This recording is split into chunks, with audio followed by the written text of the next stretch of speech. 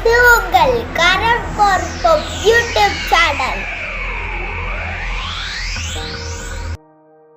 திட்டம் 11 மாற்றுத்திறனாளி மாணவ மாணவிகளுக்கு கல்வி உதவித்தொகை 1ஆம் வகுப்பு முதல் முதுகலை படிப்பு வரை கீழ்கண்டவாறு வழங்கப்பட்டு வருகிறது அப்படின்னு சொல்லியிருக்கிறாங்க.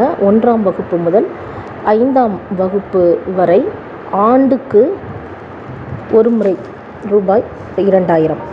6ஆம் வகுப்பு முதல் 8ஆம் வகுப்பு வரை ஆண்டுக்கு ரூபாய் 6000. 9ஆம் வகுப்பு முதல் 12ஆம் வகுப்பு வரை ஆண்டுக்கு ரூபாய் 8000.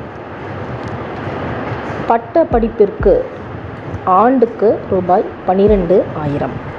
முதுகலை பட்ட படிப்பிற்கு மற்றும் தொழில் கல்விக்கு ரூபாய் 14000.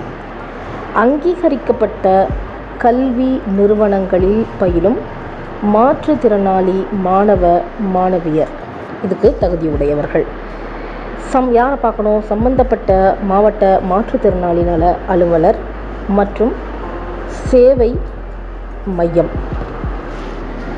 அப்படின்னு கொடுத்துருக்குறாங்க. பள்ளி அல்லது கல்லூரி முதல்வர்களை பார்க்கணும்.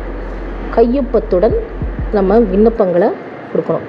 தேசிய அடையாள அட்டை நகல் வைக்கணும் மற்றும் மருத்துவ சான்றிதழ், ஆதார் அட்டை நகல், மாணவர் மற்றும் பெற்றோரின் பெயரில் உள்ள இணை சேமிப்பு கணக்கு வங்கி புத்தகம் நகல் வைக்கணும்.